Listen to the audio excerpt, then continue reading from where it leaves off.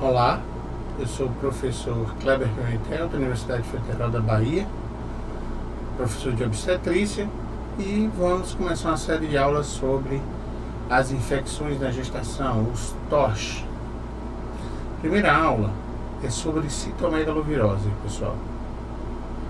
Vamos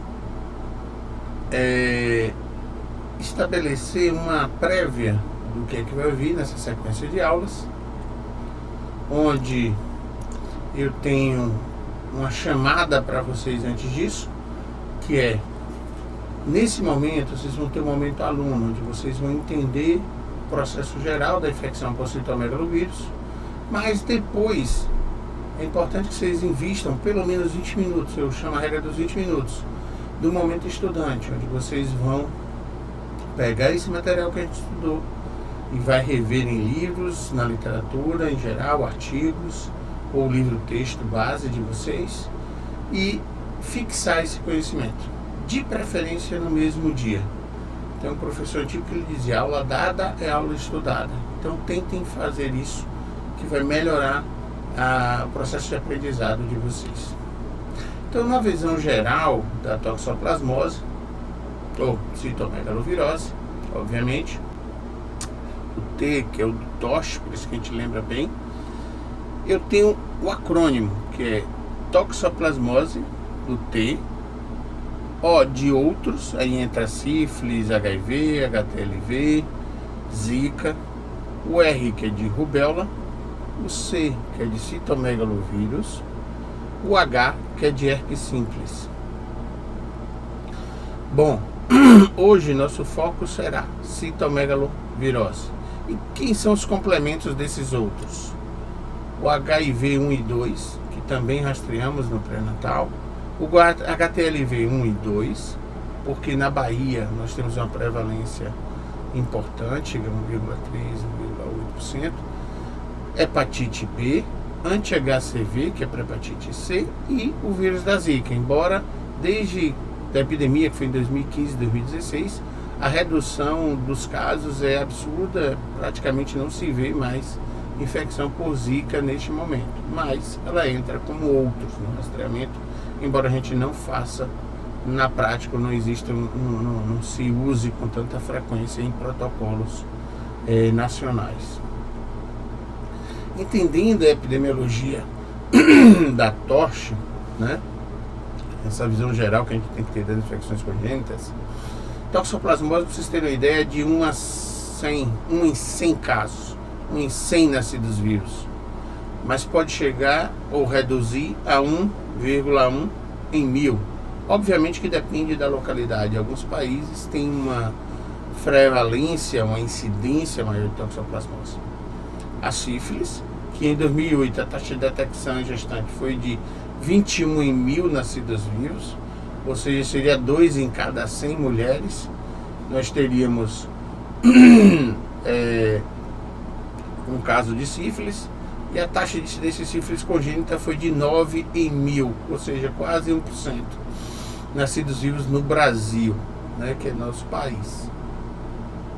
Rubéola não é mais endêmico nos Estados Unidos e também no Brasil. A vacinação foi o grande divisor de águas, o que reduziu os casos. Agora são casos raros vistos com mães que vieram de áreas em que se tenha a rubéola com maior prevalência, onde a vacina não foi implantada de forma extensiva. Então no Brasil também temos casos raros. Citomegalovirose, que é nosso tema dessa primeira aula, 8 em 10 nascidos vivos, você vê que são bem parecidas, né? 9 em 1000 na sífilis, 8 em 10 no citomegalovírus, no CDC em 2016. No Brasil, uma coisa que é até boa, é que 91% das mulheres com sorologia de infecção prévia, ou seja, a chance dessas mulheres trazerem uma reinfecção é baixa, né? Então, de certa forma, a gente tem um Brasil com vários casos, a grande maior parte da população já tem sorologia positiva, o que diminui a chance de comprometimento fetal.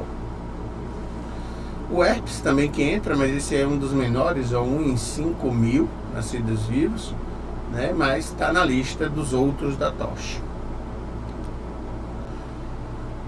Nosso foco será principalmente citomegalovírus, rubéola, toxoplasma e sífilis. Tem parvovírus B19, também tem repercussões. Aqui na Bahia, por exemplo, apresentam alguns casos, já que somos zonas endêmicas. Aqui são todos os outros infecções que podem acometer, mas não dá para a gente falar de todas elas. Vamos pegar as mais frequentes, onde tem uma ação e fazem parte do rastreamento habitual do pré-natal. Então, como é que o citomegalovírus, que é um vírus da família herpes vírus, ele transmite? Tem dois modos. A horizontal, que é a mais conhecida, de pessoa a pessoa, mãe que pega de uma criança ou de outra mãe ou de um companheiro, através do contato direto das secreções contaminadas. Ou a outra via, chamada vertical, que é quando ela ocorre no ciclo gravídico puerperal. Como é isso? Mas no gravídico vem a transplacentária, é a principal, onde a mãe infecta e passa para o feto. A forma ascendente tem infecção no canal vaginal, ela ascende até o feto. E no momento do parto, onde a mãe contaminada nas secreções do canal vaginal passa para o feto, que agora vai ser depois recém-nascido, a infecção, o vírus, citomegalovírus. Aqui ao lado a gente tem uma figura que representa, em geral, as formas de transmissão. Eu tenho o beijo, contato de secreção, relação sexual, secreção, vagina contaminada, respiratório, que são as gotículas, através de uma transfusão de sangue, amamentação, mãe contaminada que amamenta o bebê que não tinha sido, a infecção vertical propriamente dita, onde é transplacentária a maior representação, e citomegalovírus no transplante de órgãos, fezes e alimento contaminado. Lembrar que são as secreções a principal fonte de vírus para a contaminação. E como é que se dá essa transmissão vertical? A gente vai dividir transmissão vertical em duas formas. A prima infecção, que é a primeira vez que a mãe foi contaminada, e a infecção, reinfecção. A mãe teve e reativou aquela doença, ou reinfectou. E aí o sistema imunológico não conseguiu debelar totalmente a infecção e aí escapa do sistema de defesa, mesmo tendo anticorpos. Então, 30 a 40% dos fetos serão infectados na primeira infecção. Aí é em grande importância, ou seja, de cada 100 mulheres, 30 a 40 terão seus fetos em contato com citomegalovírus serão contaminados. Por sorte, apenas 10 a 15% serão sintomáticos, ou seja, a infecção trará sintomas para esses fetos. 30% evoluirão para óbito ou sequela grave. E aqui eu já chamo um adendo. Isso acontece quando a prima infecção ocorre bem precocemente na gravidez. Que é isso precocemente? Primeiro trimestre. Então, primeiro trimestre, infecção primária no primeiro trimestre é um momento crucial para prognóstico, para resultado, para risco de contaminação. Embora isso aqui tudo, 85 a 90% desses fetos serão assintomáticos no tratamento, no nascimento. E 5 a 15% apresentarão sintomas tardios. Que sintomas tardios são esses? Ele nasceu, não teve nada, aparentemente, mas vai ter no futuro deficiência auditiva neurosensorial, que é a grande preocupação desses assintomáticos pela pediatria, e retardo no neurodesenvolvimento. De uma forma geral, aí vai depender obviamente da fonte, nesse caso aqui de Nadeu de 2015 e do livro de medicina fetal do professor Marcelo Zugaib, O risco total de acometimento do feto infectado é de 18%. Ou seja, de uma forma geral, independente de trimestre, independente de qualquer variável, ele tem uma chance de 18% de ter acometimento fetal. Então isso é importante para você dar essa informação para a mãe. Olha, a chance é de 18%, ou seja, de cada 100 mulheres, só 20 vão ter alguma infecção por citomegalovírus, independente do mês, independente da sintomatologia. Contudo, olha uma coisa boa: infecção fetal por reativação é aquela que teve infecção previamente, que se curou espontaneamente, depois engravidou e aí reativou aquele citomegalovírus. O risco é de 0,15 a 1%. Reduz bastante a chance de contaminação e comprometimento fetal. Diante disso, qual é o quadro clínico materno e fetal que vai fazer com que pensemos em citomegalovirose? Pensemos. Para a mãe, habitualmente, nada. Assintomática. Ela não vai te dar a pista. Mas, e se ela for dar pista? Síndrome gripal, pessoal. E aí começa também outro problema. Um monte de vírus da síndrome gripal. Então, o que é que a gente vai pensar? Uma síndrome mononucleose símile, febre prolongada, hepatite leve, calafrios, mialgias, cefaleia, leucocitose, linfocitose, linfadenopatia. Observem que todos esses sintomas são sintomas bem comuns ou bem achados, bem comuns em vários tipos de infecções virais. Então não vai dar. E aí, eu vou agora, todo mundo que tiver infecção gripal, síndrome gripal na gravidez, fazer o rastreamento para citomegalovirose? Não, não é bem assim. Depende do país e do local e do guideline. Eu vou dar um spoiler aqui, dizer que a maioria deles não recomenda o rastreamento. Há discussões.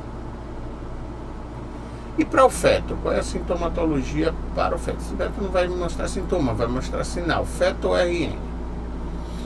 No RN eu vou poder ver a petequia, vou poder ver a icterícia. No feto eu vou ver a microcefalia. A microcefalia dá também com citomegalo, não é só zika, né? Depois da infecção da epidemia de 2015, 2016 aqui no Brasil, o zika vírus, que ficou marcado pela microcefalia, não é só ele que dá microcefalia.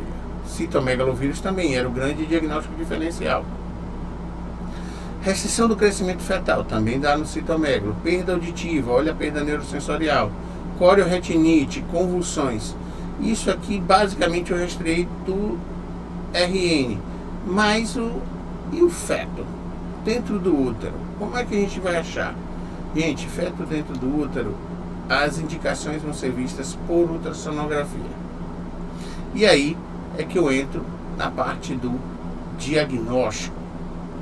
Eu vou ver o diagnóstico materno e vou ver o diagnóstico fetal. Tem um vírus que acomete a mãe, e aí, para que eu confirme a infecção, eu vou precisar dosar as imunoglobulinas IgG e IgM, e aí uma revisão um pouquinho de imunologia. IgG indica infecção antiga, IgM indica infecção recente. O que é que acontece? Existe um intermédio em que as duas podem estar positivas, e aí a gente vai discutir isso mais para frente. Se eu tenho infecção materna, se eu for investir na detecção da infecção fetal, aí eu vou precisar fazer PCR, reação de cadeia de polimerase, para feto, no líquido amniótico, ok? Vamos esmiuçar isso depois.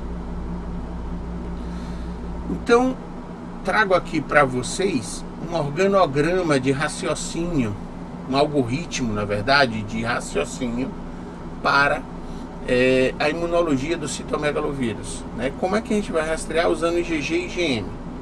Então, se for rastrear, que eu lembro, não há recomendação, não está recomendado rastreamento universal de citomégalos no pré-natal, CDC e não o American College, eu botei a simbologia deles aqui só para vocês saberem.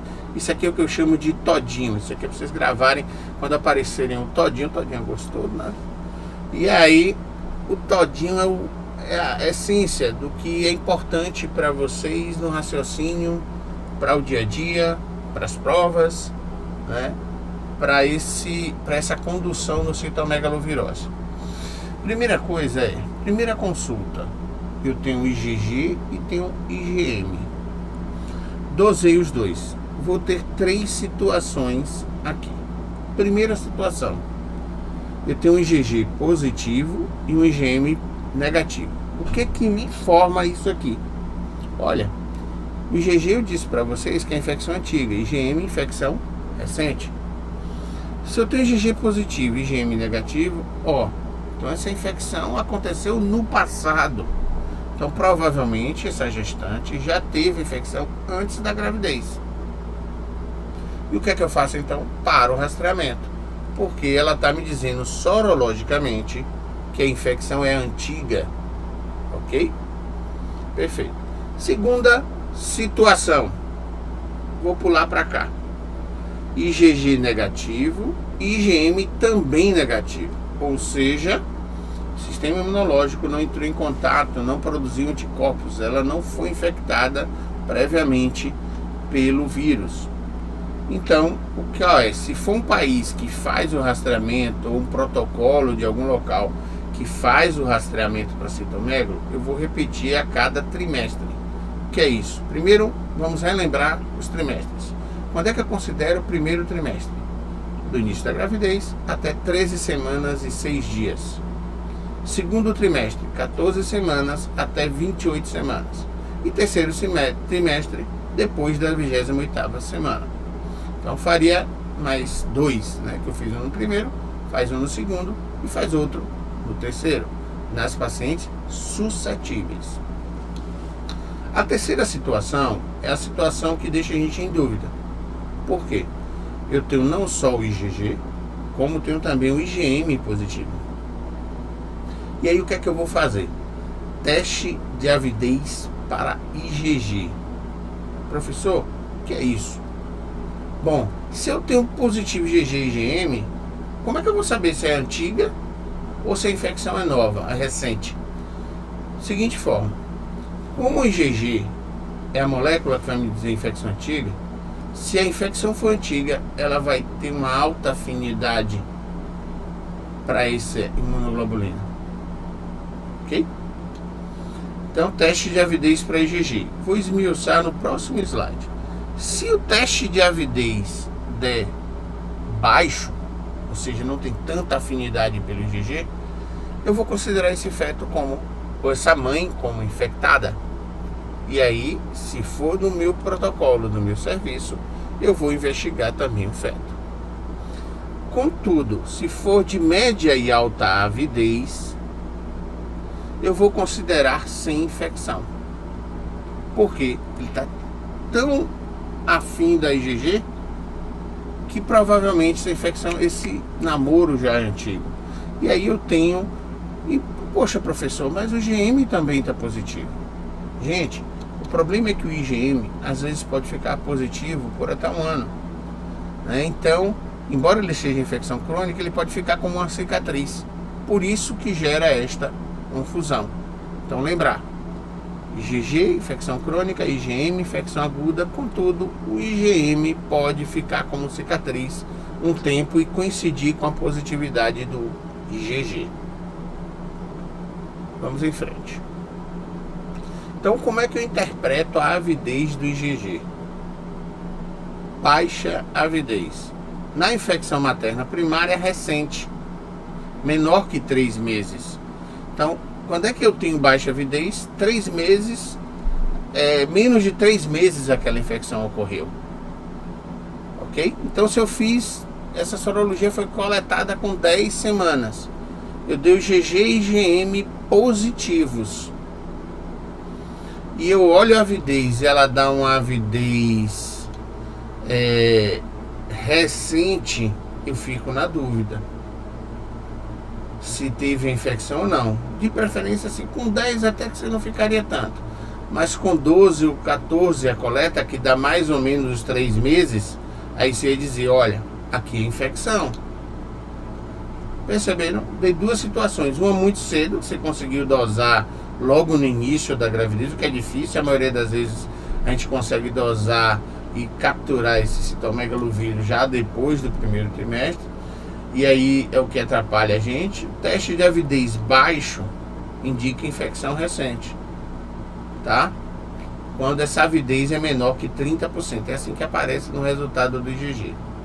Contudo, se a avidez é alta, ou seja, infecção recorrente e elevação do título de IgG, o GM é positivo em 10% dos casos, mesmo com avidez alta, né? Só que na avidez alta eu vou ter uma afinidade de maior que 60% pelo IgG. Isso indica o quê? Infecção com mais de 6 meses, pessoal. Então a alta avidez me dá uma tranquilidade de que aquela infecção por citomegalovírus, ela ocorreu há pelo menos 6 meses atrás, tá? Então isso me dá uma certa tranquilidade para informar a gestante de que provavelmente aquele IgM positivo é uma cicatriz sorológica. Ah, Kleber, e aí eu deixo de vigiar essa gravidez? Óbvio que não. Até porque citomegalovirose, ela pode reativar, embora a chance de comprometimento importante fetal seja extremamente baixa. Seguindo. E agora? Eu confirmei a infecção materna. Eu vou fazer investigação fetal? Depende do local. Se for num serviço que é acordado, é protocolado, que faça, você vai fazer. E como é que vai ser feito? Da seguinte forma: confirmei o IgG, tá lá, infecção materna. Se for entre o primeiro e o segundo trimestre, lembrar que o trimestre até 28, o que é que eu vou fazer?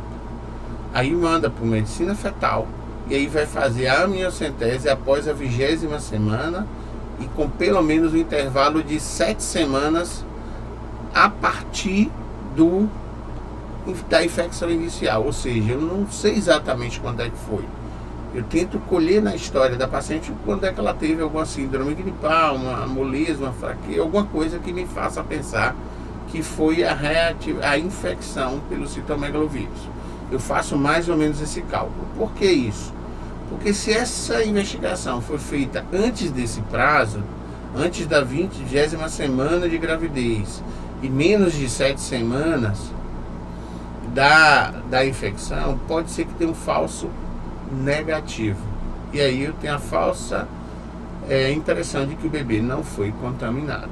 Então esse é o motivo do intervalo. E se for no 3º trimestre, onde eu já estou com a gravidez bem avançada depois de 28 semanas? Bom, aí um dos principais focos vai ser a ultrassonografia a cada 4 semanas. Ah, e no primeiro e no segundo eu não faço? Faz. Mas aqui é título de acadêmico e título didático. O que é que eu foco no primeiro e no segundo? No terceiro, obviamente, o foco maior vai ser a ultrassonografia, até porque a amniocentese só vai poder ser feita 7 semanas depois. Imagine que você pegou com 30, você já vai fazer com 37. Será que vale a pena com 37 semanas? Né? Entendeu? Então vai ter a discussão de que no 3º trimestre, será que vai valer a pena eu fazer a amniocentese se a infecção surgiu no 3º trimestre, onde eu já estou perto de parir? O que é que vai mudar? Vou submeter uma paciente a um risco e não vou mudar tanto. Então isso tem que ser discutido com a equipe de medicina fetal e com os pais principalmente. Então a ultrassonografia será a nossa arma para identificação de infecção fetal. E quais são esses achados da ultrassonografia para infecção fetal durante o pré-natal?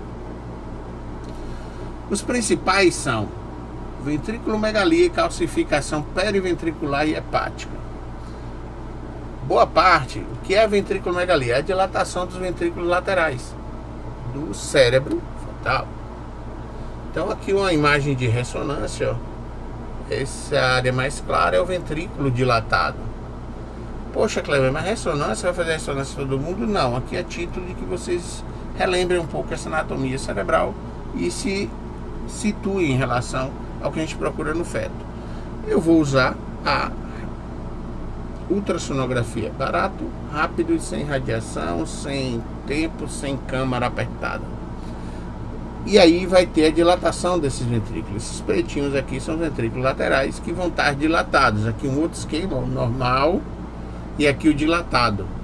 Essa dilatação ventricular é um dos marcadores. E a calcificação periventricular é exatamente isso aqui, ó. Esses pontos brancos em torno do ventrículo lateral, principalmente os ventrículos laterais. Nós temos 4 ventrículos bem delimitados no cérebro. Ventrículos laterais, um de cada lado, então 2. E o terceiro ventrículo na linha média, limitado pelos tálamos. E mais embaixo, comunicado do terceiro para o quarto pelo aqueduto de Sylvius, a gente tem o quarto ventrículo, né? Habitualmente, na infecção vai ter dilatação dos ventrículos laterais. Por quê? A fisiopatologia da citomegalovirose causar ventriculomegalia é uma infecção, uma reação inflamatória que obstrui o ponto mais estreito, que é o aqueduto de Sylvius, tá? E essa pressão jogada para cima, porque não consegue uma drenagem adequada do líquido, e aí começa a expandir os ventrículos laterais. Além disso, a calcificação hepática, mostrada nessa figura aqui como esse ponto branco, tá? Que é só título de figura mnemônica para vocês associarem. Intestino hiperecogênico, eu não botei aqui, mas é um intestino que fica bem branquinho, parecendo um osso dentro da barriga do bebê. E restrição do crescimento fetal, o RCF, o CIUR, crescimento intrauterino restrito, que é o bebê pequenininho. Aqui nessa figurinha, ó, aqui seria, vamos supor que são 2 bebês da mesma idade. Eu tenho esse desse tamanho e esse bem miudinho com a mesma idade excepcional. Então a restrição é um bebê pequeno. Placentomegalia, que é uma placenta mais espessa. São achados. Tem todos de vez? Não. Às vezes você só encontra ventriculomegalia. Às vezes você só encontra calcificação periventricular. Mas eu tenho que juntar a clínica. Trabalho médico é trabalho de detetive. Então essas calcificações intracranianas vão ser vistas pela ultrassonografia, que eu já disse a vocês, que vai ser a forma de monitorização dessas gestações, né? E principalmente todas as infecções TOSH, a ultrassonografia é quem monitora o feto. Então aqui eu tenho calcificações periventriculares, aqui é um corte coronal do feto, aqui é um corte sagital, eu vou ter calcificações cerebrais e posso ter até hiperecogenicidade do cerebelo, aqui no caso vermes, e até ponto de calcificação, pode até gerar inflamação cerebelite, né? Uma inflamação do cerebelo, cerebelite, ok? Então, identificamos, diagnosticamos, avaliamos como é que vamos investigar, e a conduta e o tratamento. Será que tem tratamento para citomegalovirose? Vamos lá. Bom, não tem tratamento intrauterino estabelecido. A melhor forma para o controle do citomegalo é evitar a infecção. Medidas preventivas. E as medidas preventivas é baseada no não entrar em contato com as secreções contaminadas, tanto de pessoa a pessoa quanto mãe para feto. Só que mãe para feto não tem como separá-los. Então fica o antes. Então, as mães, as gestantes, lavar as mãos frequentemente com água e sabão por 20 segundos. Quando? Na troca de fralda, na alimentação, no contato com o brinquedo, onde tem a secreção de criança. Eu costumo falar que nós agora estamos no período da pandemia no Brasil e no mundo, da pandemia mundo de coronavírus, Covid-19, e é um vírus também que é transmitido por secreções. Então, a mesma situação para o citomegalo. Pelo menos nesse período da pandemia, está protegendo para o citomegalo também. São as mesmas ações para se evitar a infecção. Não compartilhar comida nem líquido, não colocar chupeta na boca de bebê a bebê, não compartilhar escova de dente com crianças, evitar contato com saliva, limpar brinquedos e utensílios de superfície, contato com urina ou saliva de bebê e com crianças em geral.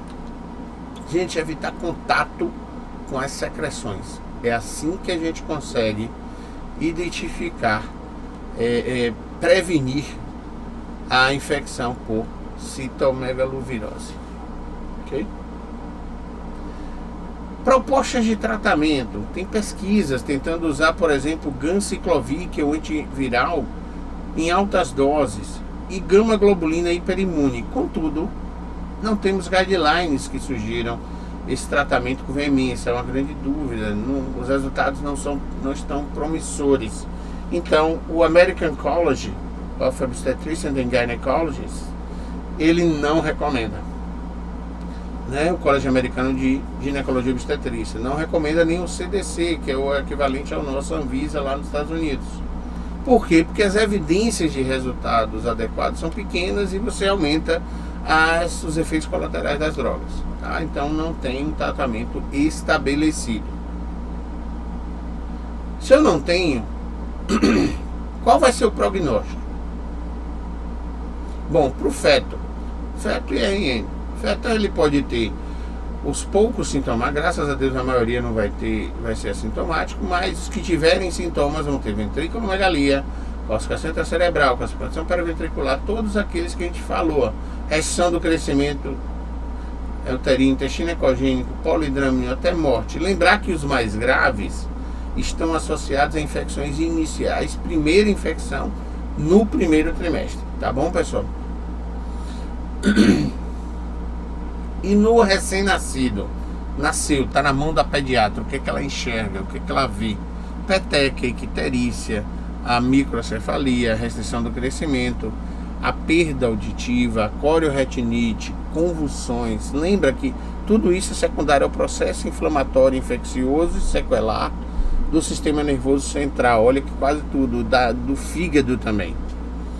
E aí no laboratório eles vão lá, elevação de bilirrubina, elevação de transaminase e trombocitopenia. Então afeta o sistema hematológico também. Então, dos que tiverem infecção, tá ok? Beleza, e o lactente? O lactente é aquele bebê depois de 28 semanas, e que amamenta, por isso lactente. Maioria assintomática ao nascer. Agora, mais tarde pode ter perda auditiva neurosensorial e retardo mental. Esse é o grande problema. Essa é a grande dificuldade para a gente e a grande argumentação da pediatria para se rastrear citomegalovirose durante a gravidez. Por quê? O que se acredita é que se eu identificar precocemente eu posso agir, posso reduzir as consequências dessa sequela. Eu lembro que existem várias discussões em vários locais sobre isso. A pediatria defende, só que o custo de um rastreamento universal é alto. Aquele dinheiro poderia ser empregado em outras ações mais efetivas. Não que não seja importante identificar o citomegalo, mas esse é o grande problema: como usar melhor o investimento em saúde. E os sintomas precoces, a restrição de crescimento, icterícia, que a gente já bateu e repetiu várias vezes aqui ao longo dessa aula. Bom, o que eu posso dizer? A prevalência nos RNs é de 0,64% e 11% destes são sintomáticos, ou seja, a sorologia vai estar positiva em 0,64% de uma forma global, e 11 desses terão sintomas. E o grande cuidado é perda auditiva e retardo mental. Então eu tenho um risco global de 32,3% na primeira infecção. Isso aqui já é uma referência de Walker. Vocês vão ver que depender da referência, aquela outra referência que apresentei no início era de 18%. Você encontra outra referência já de 32%. Então depende muito da fonte dos dados em que foi coletado. E o risco global de infecção é de 1,4% na reinfecção. Ou seja, observe como é bem reduzido a chance de infecção do feto. Isso aqui falando do feto na transmissão vertical, quando é a primeira infecção e quando é a reinfecção, ok? Então o que é que eu devo lembrar? Citomegalovírus com RN infectado vai ter o cuidado com a perda auditiva neurosensorial e alteração no neurodesenvolvimento. Olha a importância disso, principal causa de perda auditiva neurosensorial, é exatamente a infecção por citomegalo. Isso é mais um motivo que a pediatria gostaria de que houvesse um rastreamento, né? Pelo menos no terceiro trimestre, para saber se aquele bebê já foi infectado intraútero, né? Ou pelo menos a mãe, né, fosse contaminada, ok? Não existe outra forma a não ser prevenção para se reduzir realmente os impactos da citomegalovirose. A gente já chamou a atenção de lavar as mãos e o cuidado com as secreções. Então, finalmente eu trago aqui para vocês um quadro, resumo, só uma forma de repetição de conduta, utilizando o livro base nosso, que é o Resende de Obstetrícia. Partindo de quais pontos? De infecção primária e de infecção recorrente. Eu falei antes, mas acho que vale a pena a gente ver de outra fonte e ver o raciocínio mais uma vez. Se eu tenho infecção primária, 1 a 4% delas, a transmissão fetal sobe para 30 a 40% ao invés de 1 a 2% na recorrente, que é 14% dos casos. Poxa, por que eu digo que é mais comum? Porque tem mais gente infectada no Brasil. Então a chance de ter recorrência é maior. Lembra? Um dado inicial que eu dei ali, 90% de sorologia positiva para citomegalo nas mães. Então, se voltando, primeira infecção no primeiro trimestre, que é o período mais crítico, embora eu tenha 80 a 90% de pessoas assintomáticas, as sequelas chegam a 5 a 15% nos fetos. E das sintomáticas, que é 10 a 20%, é a menor parte, mas em compensação, eu chego a 30% de morte e 65 a 80% de sequela grave. Esse quadrinho, eu digo que é o quadrinho todinho, faltou botar o todinho aqui também, para lembrar. Esse é aquele que você anda no celular para na hora informar a mãe, né? No segundo e terceiro trimestre, mesmo prima infecção, aí o risco de sequela é muito baixo. Então o grande vilão para a gente é a infecção no primeiro trimestre. E a infecção recorrente também é muito baixa, ok? Eu acho que aqui, lembra de novo, ó, olha aqui, todo canto tá surdez, perda neurosensorial e retardo de desenvolvimento 10 a 20%. São os focos. O que é que eu quero que vocês lembrem? Nem todo lugar rastreia. A principal comprometimento é a perda neurosensorial. Tenho que discutir com os pais se eu vou investigar o feto, mas eu não vou deixar de fazer ultrassom para acompanhar aquele feto se está havendo algum acometimento dele pela infecção. Tá? Então alguns pontos a gente tem que ficar focado. Então, pessoal, a mensagem é essa. Vou repetir novamente o que é que eu quero que vocês gravem, o que é o vírus, a forma de prevenção. O que é importante é ensinar a prevenir a grávida, principalmente aquelas suscetíveis. Se for um lugar onde eu tenho a sorologia, eu vou ensinar ela a lavar a mão. Graças a...